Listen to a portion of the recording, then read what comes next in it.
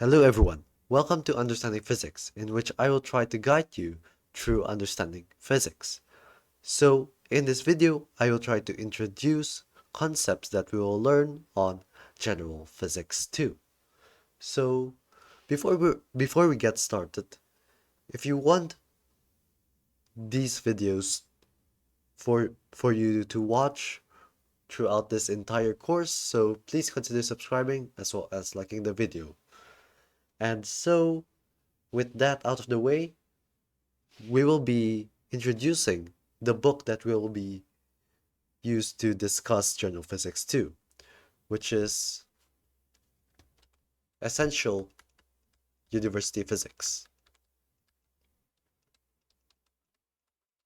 University Physics by Richard Wolfson.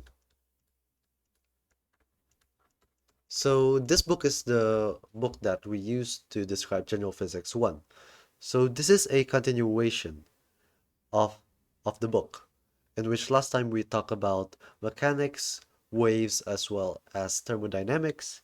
In here, we will go into the adventure of electromagnetism, optics, as well as modern physics. So, so on the topic of electromagnetism, we will be discussing about 10 different topics. We will be first introducing electric charge, the force, as well as field. So this chapter we will discuss what is a charge and how does charge forces a charged object give forces to each other, and it is one of the fundamental forces that you will find throughout nature. And we will also get the discussion of the field as well, which basically describes pretty similarly to the gravitational field, which is the gravitational acceleration. So we will discuss a little bit about that. And second of all, we'll be talking about Gauss's law. This is one of Maxwell's equation in which it is the double integral of the electric field times dA would be the charge enclosed over epsilon 0. So this is a main formula that we'll be using throughout this course, especially in this topic itself. And after that, we'll be discussing electric potential. So, so this will be the discussion of the energy of a electric field. It is pretty much something like that, but instead we will discuss it in a term which we'll call as the potential, the electric potential, not the energy itself. And we will discuss about the energy when we go into electrostatic energy.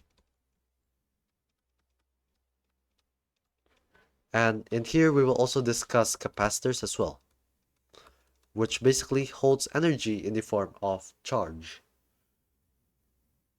And so even though we have already introduced capacitors, maybe you guys won't really know about the circuits itself. So we will later discuss a little bit about the electric current.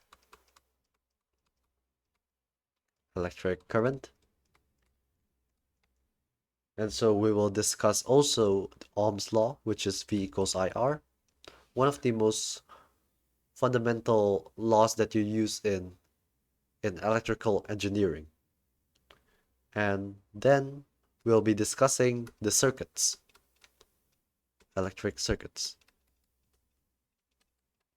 So this will later involve some ways for you to compute the voltages on each different nodes or even current on each different loop.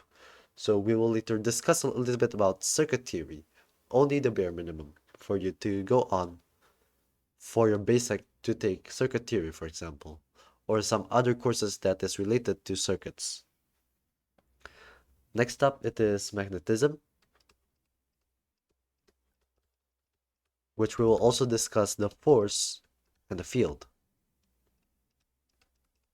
So we'll later discuss about what is what is a magnetic field and how does it create force. So there would be the magnetic field as well as the magnetic force, which will later be exhibited on a charged particle. And so in here we will also discuss about Ampere's law, which is one of the other Maxwell's equation. But it is not the full Maxwell equation. It is still just a law for you to discover if you have a charged particle moving, it will basically create a magnetic field. So after that, we'll later discuss about electromagnetic induction, which basically discuss how do you actually transfer the fields or the energy itself through the magnetic field and even the electric field as well. So for example, if I have a coil which basically creates a magnetic field, it will later be experienced by this other coil, and it will later be transformed into some form of an energy. Next up, we will later discuss about alternating currents or AC current, but specifically we will be discussing it in circuits.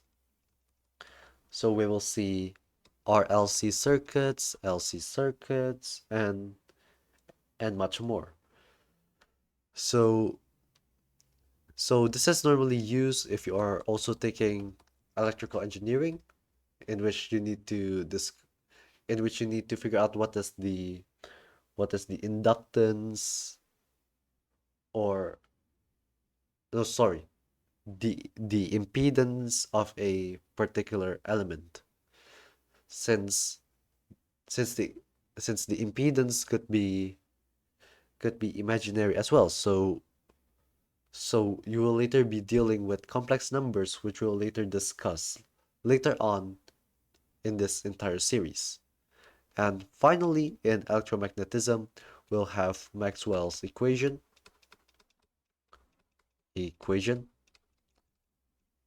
and electromagnetic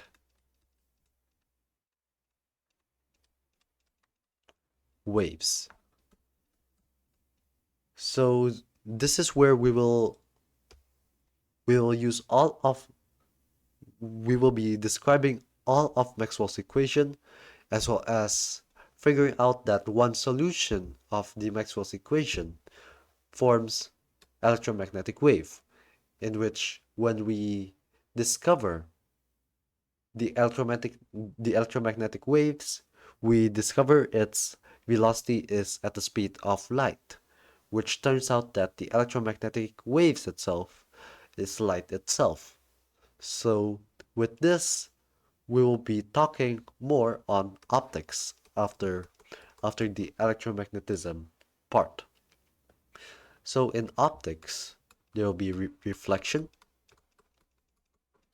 and refraction, where you will deal with Snell's law, as well as reflection as well. And in here we will also discuss a little bit about dispersion as well. So another part of optics is images and optical instruments. So this chapter will discuss about mirrors. So this will discuss mirror as well as lens, and how do you create a microscope or a telescope, and what are the differences. And so after that, we will also be talking about interference and diffraction, in which if you actually put two slits, something like that, and then you would have light going through, it will form some form of a diffraction pattern, which looks something like that. So this is something that we'll study, and diffraction and interference is one of the properties of waves. So in here we discover that light is a wave, but on images and optical instruments, we will be dealing with geometrical optics. So after we have discussed all of electromagnetism as well as optics, we will jump into modern physics. So what is modern physics exactly? So modern physics is the physics that we use currently, and it is far beyond Newton law as well as the Maxwell equations. And you will deal with some new areas that you might have not that you might not have think about, which is the very small scales as well as very fast objects. So the one in which we will discuss about fast objects is relativity. So we will later discuss much more about special relativity, and in here we will basically discuss about space-time and why, and also some phenomena that involves objects traveling near the speed of light. And so in here we will discuss about special relativity as well as general relativity. The next part would be about particles and waves. So in here we will be discussing about the very small objects. So we will first observe a black body radiation, in which when you actually figure out the result from your experiments, you would find that your Newtonian Maxwellian physics might seem a little bit off. And so this is where you will develop the idea that there's something called matter waves, in which matter could be waves and waves could be matter. And so we will be discussing about photons as well as wave functions. And in here you will also deal with the Heisenberg uncertainty principle, which basically states that you cannot measure directly its position and its momentum precisely. There should be some error involved in your measurement. So after that, we will be discussing about quantum mechanics. So in here, we'll be discussing about the waves in terms of a probability function. And so we'll later deal with Schrödinger. If you haven't seen this, it is minus h bar squared over 2m partial squared over partial x squared plus v. Okay, sorry, everything should have psi, which equals to, I'll just write it like this. I h bar partial over partial t. So this is basically the Schrödinger equation, and this basically describes almost every single particle in terms of its energy. So this is where we will gonna be discussing a little bit about what happens at the small scale and why can't you actually measure something precisely.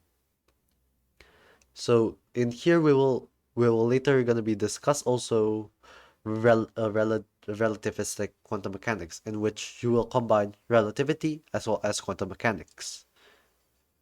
And so after that, we'll be discussing atomic physics. So we will use the idea of quantum physics and we will develop that into atomic physics, in which we will discuss about the hydrogen atom, the electron spin, as well as the Pauli exclusion principle, and all of the periodic table. So this has already gone much more into the chemistry. So this is normally where you put the boundary between physics and chemistry. It is within atomic physics.